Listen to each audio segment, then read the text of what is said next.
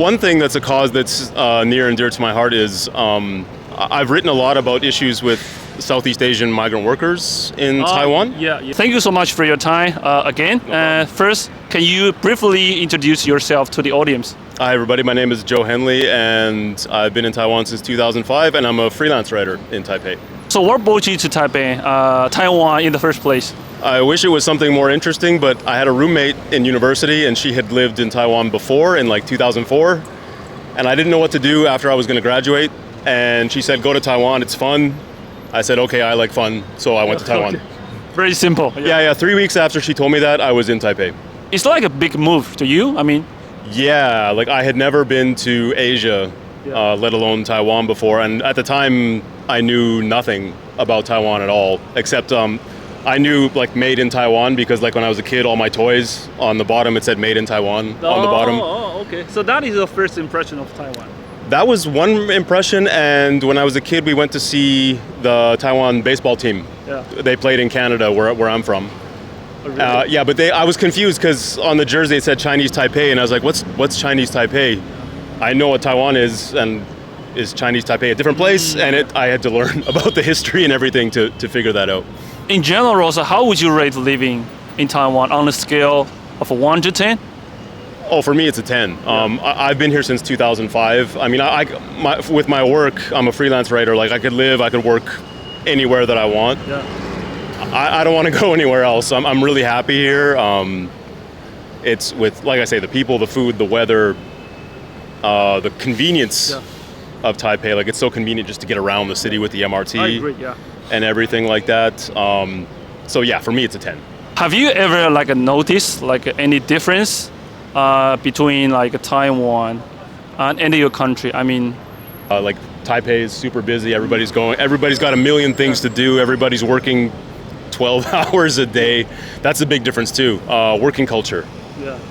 We're like 9 to 5 and then we're done.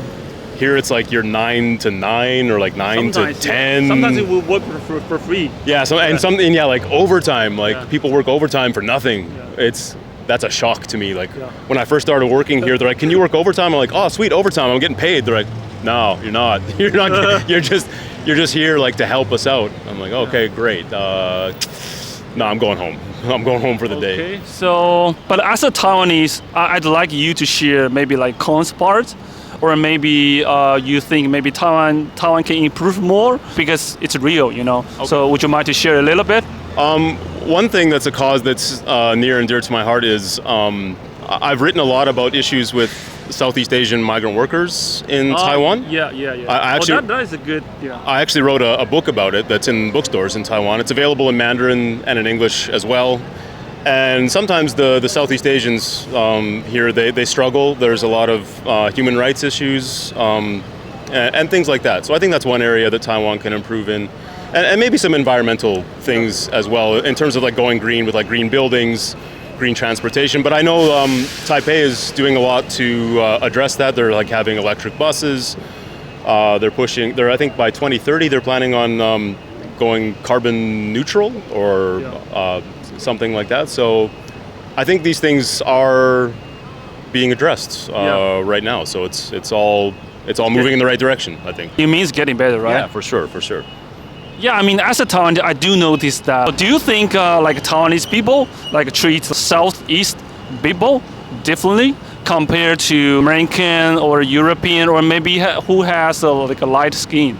I mean, what do you think about that? Yeah, I think so. Like in general, for the most part, it's like anywhere. Most Taiwanese are very friendly, very welcoming to anybody. Yeah. There's a very small minority of people who might be considered, say, racist. Yeah. Just like in America, just like in Canada, it's not as though everyone is racist or everyone harbors like views of that kind. In general, people in Taipei, people in Taiwan are very welcoming to people from all over the world. Yeah. It's just sometimes the people who harbor racist views, they tend to be the loudest. Yeah. They tend to be the most opinionated. And so it's up to the rest of us who want to see equality and want to see everybody have equal rights, human rights, things like that. It's up to us to raise our voice to be louder than them and to win this fight. So I think it's something that Taiwan can definitely do. Yeah, that's a good point because I think this is so funny from like a foreigner perspective. We all look Asian. Yeah, yeah. Right? It is so funny. We all Asian. So why you do that to like Southeast Asian people, right? This is so funny to me. Yeah, I mean, like, the stereotype of people, like, say, where I'm from, is that we don't know the difference between, like, Japanese or Taiwanese or that's Vietnamese, Korean. They just think Asia is like one Yeah. country. Of course, it's not the case. Of course, it's very culturally different, linguistically different. It's different across the board. I mean, from the appearance, we just Asian. Yeah, like it's it's a Right. stereotype, but yeah, I mean, like for white people in Taiwan, like people are definitely Yeah. super friendly towards Yeah. us and welcoming, and I mean, like just like today, I mean, Yeah. you're a friendly guy. You come up to me on the street and you welcome me to Taiwan Yeah. in this way. So maybe Southeast Asian people might have a little bit of a different Yeah. experience, but I think it's changing for the better. Yeah. Because I got so many comments that wish me I can make a video talk about like Eastern Asia people. Yeah. Yeah, I would do that. Yeah. But sometimes maybe they are not feel comfortable to talk about it. Yeah, they might say like, okay, why does this guy want to talk to me? Yeah. What's this going to be But I about? would do my best. Is this going to get me in trouble? Because a lot of them have work restrictions and Yeah, things yeah, like get that in that trouble. they, Yeah, they might be worried about, or they might be worried about if they say something controversial on the video, will they get in trouble with their boss? Yes. Yes. Yeah. So- then it might be. Yeah. Yeah, I mean, if you just explain to them exactly what you're doing, I'm sure they'll be okay with it. And a lot of them, they want to talk about their experience here, and they want people to know how their life is here. So I'm sure you'll be able to do it. Is there anything you want to share to the audience? Maybe your family, your friend, something like that, or do you want to say and send any message to Taiwan? To Taiwan, I just want to say thank you. I've been able to live every one of my dreams in this beautiful country of yours. I've been able to do exactly what I want with my life thanks to this country, thanks to the people here. So, I mean, it's been awesome. So if anybody out there is watching this, they're thinking of coming here for a visit or moving here like I did, you should just go for it. Try it out. You come here, you won't be sorry. Do you want to talk about a little bit your work? Maybe can help you a little bit? Oh, sure. Yeah, like I said, I'm a freelance writer. So right now I'm working on a travel guide for Louis Vuitton, the 2023 edition of their Taipei City Guide. And also I'm a musician here as well. I sing. Really? Yeah, I sing in a metal band. It's a Buddhist death metal band called Dharma. And I don't know when this is coming out, but our next show is at Dagang, Megaport in Kaohsiung in early April. So if anybody's watching this, they want to come check it out, come down to Kaohsiung and look for Dharma. I don't know which stage we'll be on, but we'll be there. Do you want to show your Mandarin to the audience? No. It's我会说一点点, okay?